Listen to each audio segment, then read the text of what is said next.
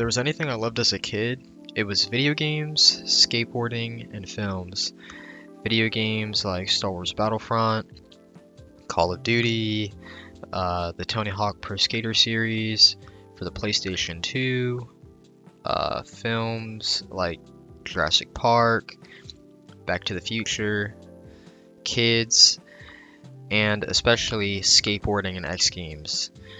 And I think back in particular to skateboarding and X Games as a really big part of my childhood, like probably a lot of other people. But back then, I didn't really stick with skateboarding in the end because I had no idea about skate shops. I was very shy, so I was too scared to go to the skate park. I was definitely afraid of getting roasted for being bad and having a Walmart board and being one of those annoying kids that snakes people, just because I don't know any better. So I kind of just fell off of it until I'd say I started my freshman year of high school. And that's when, I finally made some new friends, and naturally, they told me about skate shops, and that's what really kind of changed a lot of things for me and my whole view of skateboarding in particular, where I learned about this whole other scene and culture. The owner there actually helped me set up my first board, showed me all the parts, what it was. I found out about zines and magazines. I actually got some zines for free from the shop, in particular Skate John, Low Card with my new setup. And, flipping through the pages of that book over and over again after I got my board, and definitely the first few months of skating really started to pull me in, and I would get obsessed with it. And I loved, the 35mm film photos and the photography, the interviews, seeing just skaters that you never really heard of, and people doing projects, working on things in the local scene. So that was something that really got me into the whole other side of skateboarding.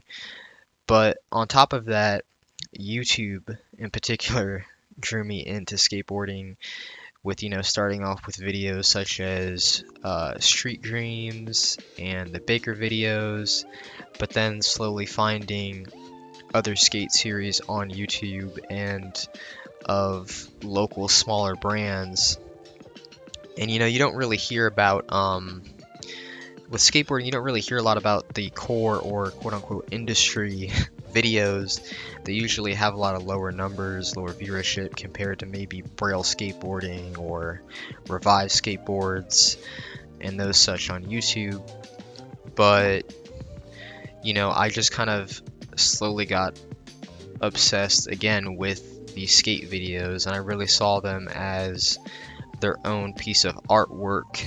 And I know one of my favorite series over time definitely became the New York City Mean Street videos on YouTube, which is literally just New York City skaters skating raw footage of them from a vx2100, and that always just was amazing experience to watch that.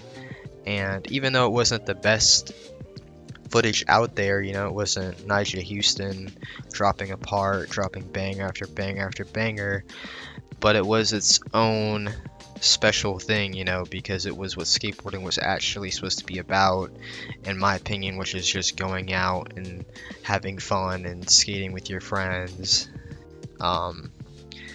And that was something that definitely made a huge impact on me and, paved the way for me wanting a VX itself, either 1000, 2000, and recently I was able to buy the vx2100, which is definitely my dream camera in particular, or one of my dream cameras. The vx2100 is the latest in the VX series, and it mainly features incremental improvements to the camera compared to the other two.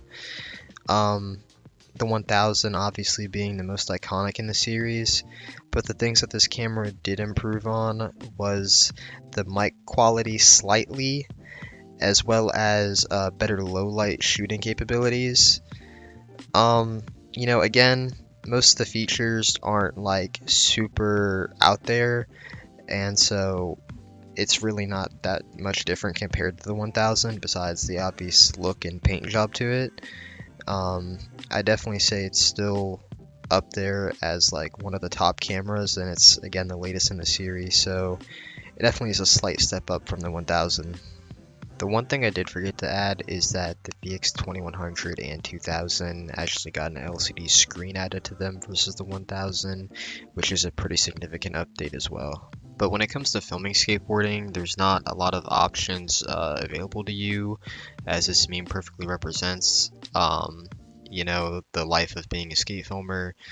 So, most people, including myself, usually go with an SD setup or a really cheap HD setup, that being a cheap DSLR, again, using a fisheye, a handle, and a cheap shotgun mic, or using SD, again, standard definition, such as this Sony TRV-130 that I've had for a while. This was kind of the first camcorder I got, and it served me well for the short time I did have it, I guess. Instead of mini DV tapes, it takes high 8 tapes, which are a significantly bigger tape. So here again, I have the VX itself. Boom. So yeah, you guys can take a look at the camera. This is just me holding it in my hand. Again, more clips of it. But one of the significant things I wanted to show about this clip in particular is the fact of the LCD screen, just kind of showing that off and that capability itself with the camera. Again, it does prove to be pretty useful for filming, especially if you got a fisheye on there. And then the other thing was the tapes themselves. So in this, I actually eject and launch the cassette out, or the tape mechanism where you put the tape into. And if you see, the mini DV and high 8 tapes are significantly different, and one is bigger than the other. They're actually pretty cute how small they are, and most of the mini DV camcorders themselves are pretty small as well. It's just that the VX in particular is actually a significant size compared to most of them. So,